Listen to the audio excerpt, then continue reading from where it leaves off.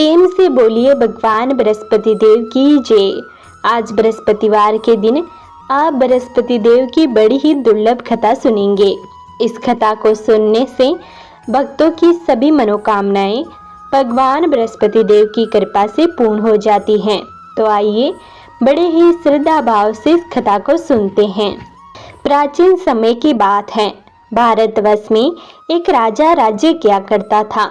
वह बड़ा ही प्रतापी और दानी था। वह नित्य गरीबों और ब्राह्मणों की सेवा सहायता किया करता था। वह प्रतिदिन भगवान के मंदिर में दर्शन करने के लिए जाता था, लेकिन यह बात उसकी रानी को अच्छी नहीं लगती थी। वह न तो पूजन करती थी और न ही दान करने में उसका मन लगता था। एक दिन राजा शिकार खेलने के लिए वन को गए हुए थे, तो रानी और दासी महल में अकेली थी। उसी समय बृहस्पति देव साधु के वेश में राजा के महल में भिक्षा के लिए गए और भिक्षा मांगी, तो रानी ने भिक्षा देने से मना कर दिया। रानी ने कहा कि हे साधु महाराज, मैं तो दान पुण्य से तंग आ गई हूँ। इस कार्य के लिए तो मेरे पतिदेव ही बहुत हैं। अब आप कोई ऐसी कृपा करे कि सारा धन नष्ट हो जाए और मैं आराम से रह सकूं। साधु ने कहा, हे देवी, तुम तो बड़ी अजीब हो। धन और संतान से कौन दुखी होता है? इसकी तो सभी कामना करते हैं। पापी भी पुत्र और धन की इच्छा रखते हैं।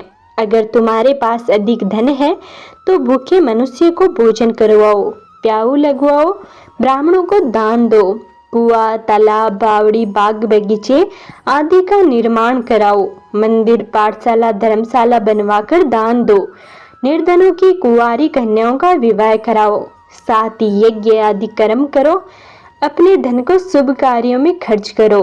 ऐसा करने से तुम्हारा नाम परलोक में सार्थक होगा और तुम्हें स्वर्ग की प्राप्ति होगी। लेकिन रानी पर उपदेश का कोई प्रभाव न पड़ा। मैं बोली, महाराज, मुझे ऐसे धन की आवश्यकता नहीं जिसको मैं अन्य लोगों को दान दूं, जिसको रखने और संभालने में ही मेरा सारा समय नष्ट हो जाए। अब आप कोई ऐसी कृपा करिए कि सारा धन नष्ट हो जाए और मैं आराम से रह सकूं। साधु ने उत्तर दिया, यदि तुम्हारी ऐसी इच्छा है तो जैसा मैं तुम्हें बताता हूँ तुम वैसा ही करना।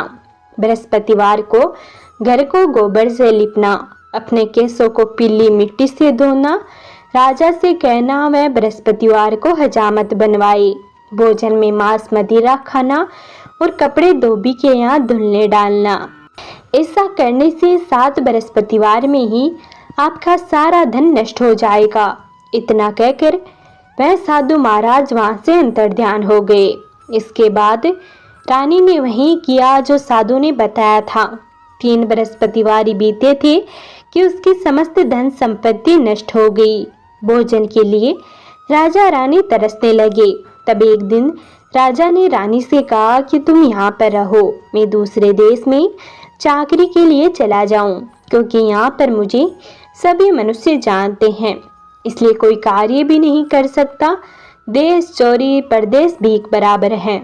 ऐसा कहकर राजा प्रदेश चला गया। वहाँ जंगल को जाता और लकड़ी काट कर लाता और शहर में बेचता। इस तरह जीवन व्यतीत करने लगा।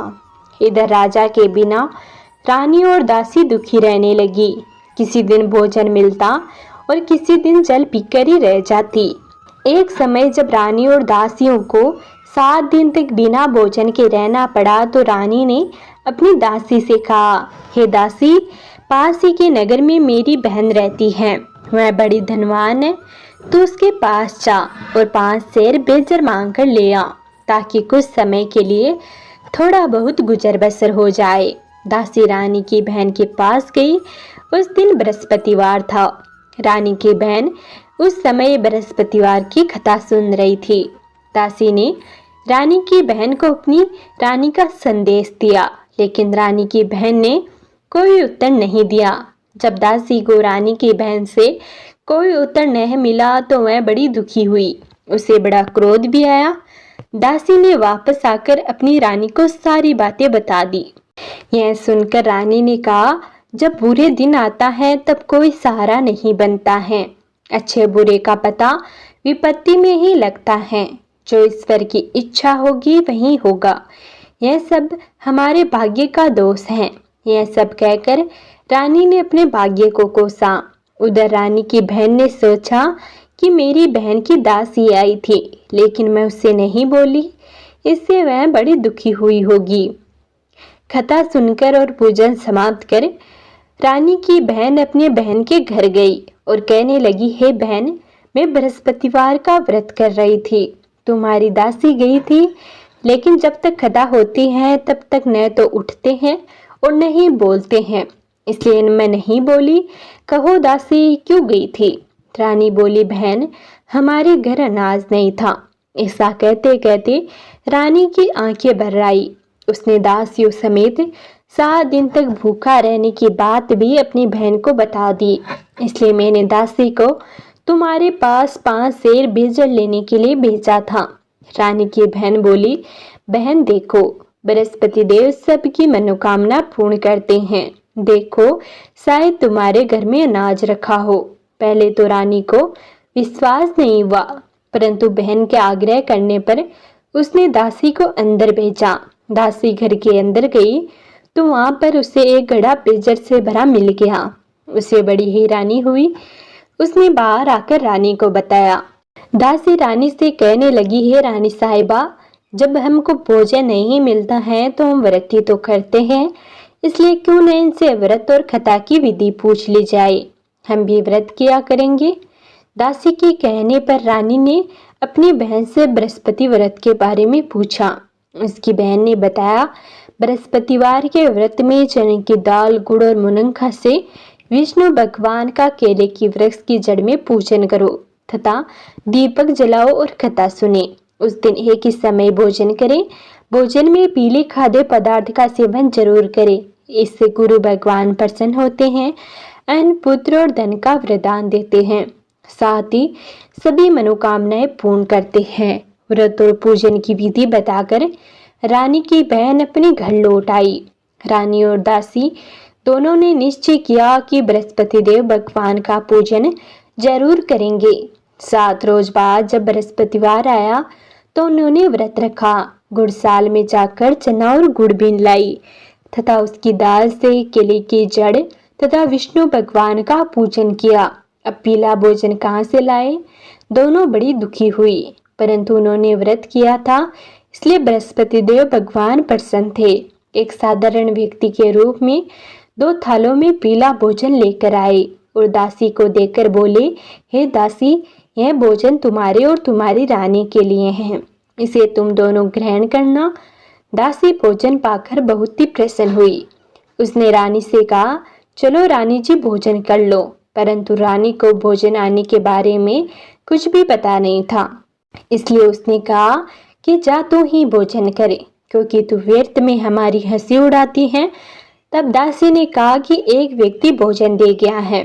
तब रानी ने कहा, वह व्यक्ति तेरे लिए ही भोजन दे गया है, तू ही भोजन कर।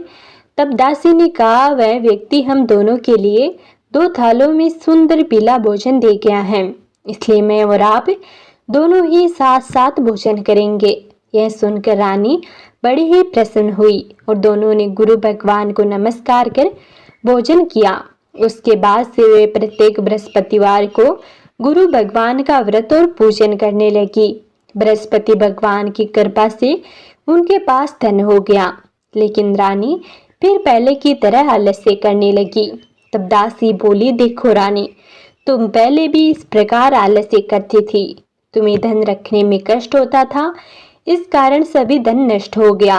अब गुरु भगवान की कृपा से धन मिला है तो फिर तुम्हें आलस्य होता है। बड़ी मुसीबतों के बाद हमने यह धन पाया है, इसलिए हमें दान पुण्य करना चाहिए। अब तुम भूखे मनुष्य को भोजन करवाओ, प्याऊ लगवाओ, ब्राह्मणों को दान दो, कुआं, तालाब, बावड़ी और बाग बगीचे आदि का निर्माण कराओ, मंदिर, पाठशाला और धर्मशाला बनवाकर दान दो, निर्धनों की कुंवारी कन्याओं का विवाह कराओ, साथ ही यज्ञ आदि कर्म करो। अपने धन को शुभ कार्यों में खर्च करो, जिससे तुम्हारे कुल का यश बढ़े और स्वर्ग की प्राप्ति हो और पितृ भी प्रसन्न हो। दासी की बात मानकर रानी शुभ कर्म करने लगी। उसका यश फैलने लगा। एक दिन रानी और दासी आपस में विचार करने लगी कि न जाने राजा किस दशा में होंगे। उनकी कोई खोज खबर भी नहीं है। उन्होंने श्रद्धा पूर्वक बृहस्पति भगवान से प्रार्थना की कि राजा जहाँ कहीं भी हो शीघ्र वापस आ जाए। उसी रात को बृहस्पति देव ने राजा के सपने में आकर कहा, हे राजा उठे, तेरी रानी तुझको याद करती है, अपने देश को लौट जा। राजा प्रातःकाल उठा और जंगल से लकड़ी काटने के लिए जंगल की ओर चल पड़ा। जंगल से गुजरते हुए विचार करने लगा कि रानी की गलती से उसे कितने दुख भोगने पड़े। राजपाट छोड़कर जंगल में आकर रहना पड़ा। जंगल से लकड़ी काटकर शहर में बेचकर गुजारा करना पड़ा और अपनी दशा को याद करके राजा व्याकुल होने लगा। उसी समय राजा के पास बृहस्पति देव साधु के वेश में आकर बोले, हे लकड़ारे, तुम इन सुनसान जंगल में किस चिंता में बैठे हो, मुझे बताओ। यह सुनकर राजा के नेत्रों में जल भर आया। साधु की वंदना कर राजा ने अपनी संपूर्ण कहानी सुना दी। महात्मा दयालु होते हैं। वे राजा से बोले, हे राजा, तुम्हारी पत्नी ने बृहस्पति देव के प्रति अपराध किया था, जिसके कारण तुम्हारी यह दशा हुई है। अब तुम चिंता मत करो, भगवान तुम्हें पहले से अधिक धन देंगे। देखो, तुम्हारी पत्नी ने बृहस्पतिवार का व्रत करना शुरू कर दिया है। अब तुम भी बृहस्पतिवार के व्रत में चने की दाल, गुड़ और मुरंखा से विष्णु भगवान का केले की वृक्ष की जड़ में पूजन करो तथा दीपक जलाकर कथा सुनो। उस दिन एक ही समय भोजन करना, लेकिन भोजन में पीले खाद्य पदार्थ का सेवन जरूर ही करना। भगवान तुम्हारी सब कामनाओं को पूर्ण करेंगे। साधु की बात सुनकर राजा बोला, हे प्रभु, लकड़ी बेचकर तो इतना पैसा नहीं बचता जिससे भोजन के उपरांत कुछ बचा सकूं। मैंने रात्रि में अपनी रानी को व्याकुल देखा है। मेरे पास कोई साधन नहीं जिससे उसका समाचार जान सकूं। फिर मैं कौन सी कहानी कहूँ, यह भी मुझको मालूम नहीं है।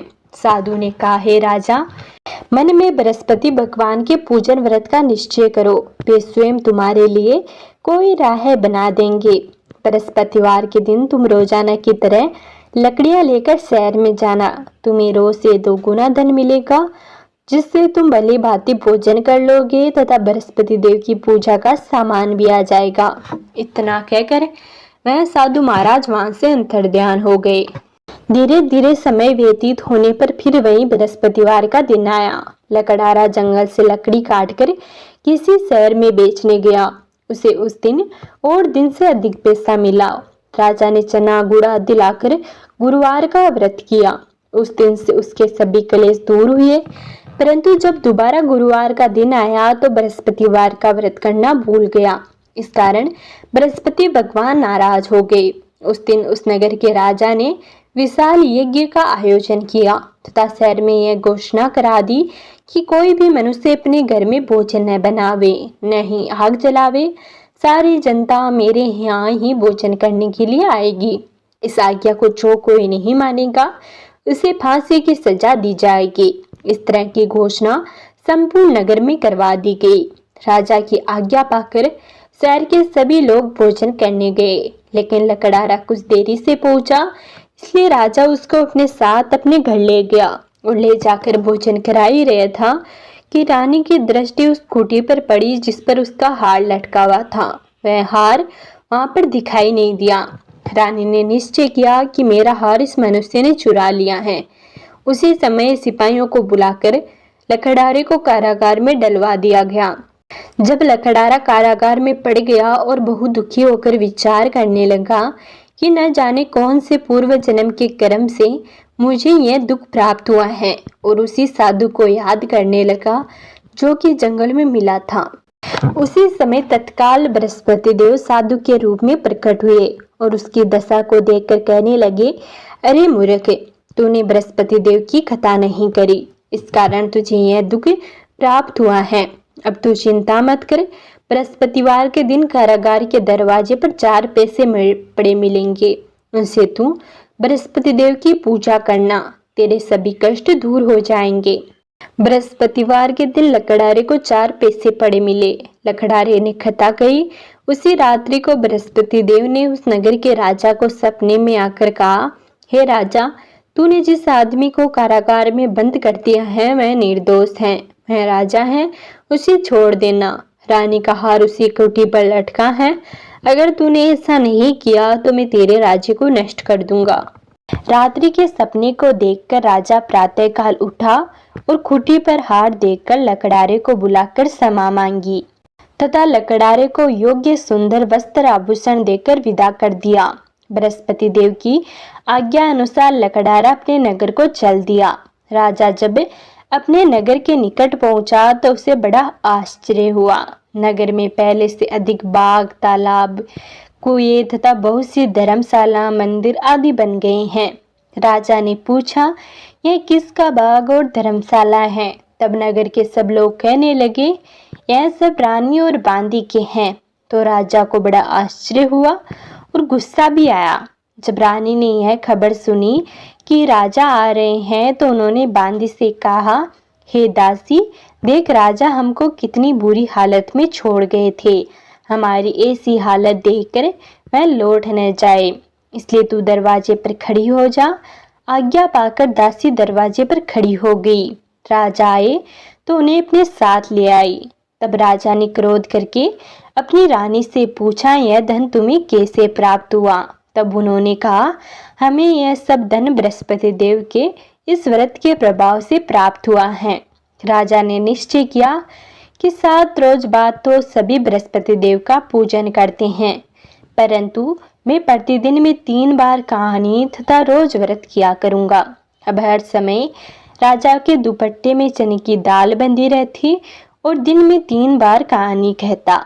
एक रोज राजा ने विचार किया कि चलो अपनी बहन के यहाँ हो आवे। इस तरह निश्चय कर राजा घोड़े पर सवार होकर अपनी बहन के यहाँ को चलने लगा। मार्ग में उसने देखा कि कुछ आदमी एक मुर्दे को लिए जा रहे हैं, तो उन्हें रोककर राजा कहने लगा, अरे भाइयों, मेरी बृहस्पति देव की कथा सुन लो। वे बोले, लो, हमारा तो आदमी मर गया है, इसको अपनी कथा की पड़ी है। परंतु कुछ आदमी बोले, अच्छा कहो, हम तुम्हारी कहानी भी सुनेंगे। राजा ने दाल निकाली और जब कथा आदि हुई तो मुर्दा हिलने लग गया, और जब कथा समाप्त हो गई तो राम राम करके मनुष्य उठकर खड़ा हो गया। आगे मार्ग में उसे एक किसान खेत में हल चलाता मिला। राजा ने उसे देखा और उससे बोला, अरे भैया, तुम मेरी बृहस्पतिवार की कथा सुन लो।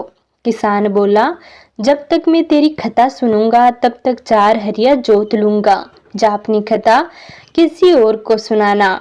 इस तरह राजा आगे चलने लगा। राजा के हटते ही बैल पछाड़ खाकर गिर गए तथा किसान के पेट में बड़ी जोर का दर्द होने लगा।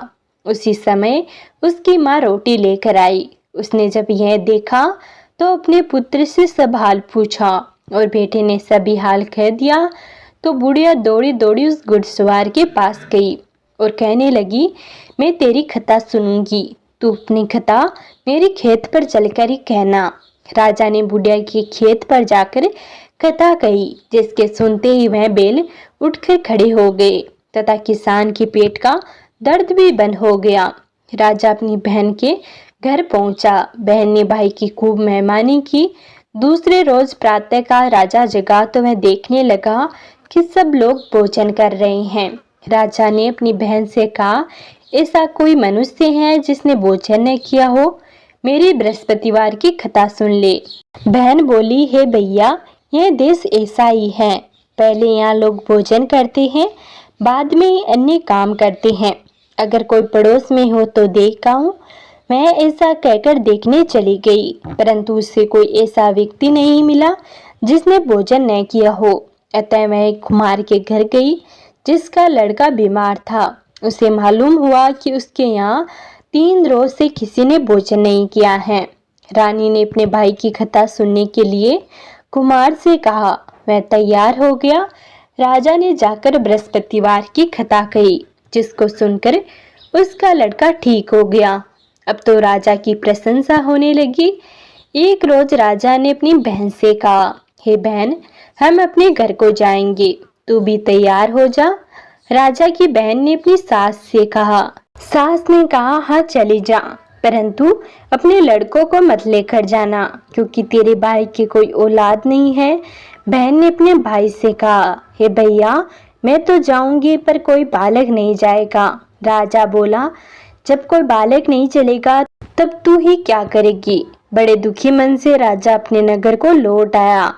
राजा ने अपनी रानी से कहा, हम निरवंशी हैं, हमारा मुख देखने का धर्म नहीं है और कुछ भोजन आदि नहीं किया। रानी बोली, हे स्वामी, बृहस्पति देव ने हमें सब कुछ दिया है, वह हमें औलाद अवश्य देंगे। उसी रात को बृहस्पति देव ने राजा से सपने में आकर कहा, हे राजा उठ, सभी सोच त्याग दे, तेरी रानी गर्भ से है। बृहस्पति देव की यह बात सुनकर राजा बड़ा ही खुश हुआ। 9वें महीने में रानी के गर्भ से एक सुंदर पुत्र पैदा हुआ। तब राजा बोला, हे रानी, स्त्री बिना भोजन के तो रह सकती हैं, पर बिना कहे नहीं रह सकती। जब मेरी बहन आवे तो उससे कुछ मत कहना। रानी ने सुनकर हाँ कर दी। जब राजा की बहन ने यह शुभ समाचार सुना तो वह बड़ी ही खुश हुई तथा बधाई लेकर अपने भाई के यहाँ आई। तभी रानी ने कहा, घोड़ा चढ़कर तो नहीं आई, गधा चढ़ी आई। राजा की बहन बोली, भाभी, मैं इस प्रकार नहीं कहती तो तुम्हें औलाद कैसे मिलती। बृहस्पति देव ऐसे ही हैं, जैसी जिनके मन में कामनाएं हैं सभी को पूरा करते हैं। जो मनुष्य सद्भावना पूर्वक बृहस्पतिवार का व्रत करता है एवं कथा पढ़ता है अथवा सुनता है, दूसरों को सुनाता है, बृहस्पति देव उसकी सभी मनोकामना पूर्ण करते हैं। भगवान बृहस्पति देव उसकी सदैव रक्षा करते हैं। संसार में जो मनुष्य सद्भावना से भगवान बृहस्पति देव का पूजन व्रत सच्चे हृदय से करते हैं तो उनकी सभी मनोकामनाएं पूर्ण करते हैं। जैसी सच्ची भावना से रानी और राजा ने उनकी कथा का गुणगान किया तो उनकी सभी इच्छाएं बृहस्पति देव जी ने पूर्ण की। तो प्रेम से बोलिए, भगवान बृहस्पति देव की जय, भगवान विष्णु की जय। तो ये था आज का वीडियो। अगर आपको यह वीडियो पसंद आया हो तो वीडियो को लाइक कर कमेंट में भगवान बृहस्पति देव की जय जरूर लिखें। और अगर आपने अभी तक हमारे चैनल को सब्सक्राइब नहीं किया है तो प्लीज़ सब्सक्राइब कर लें।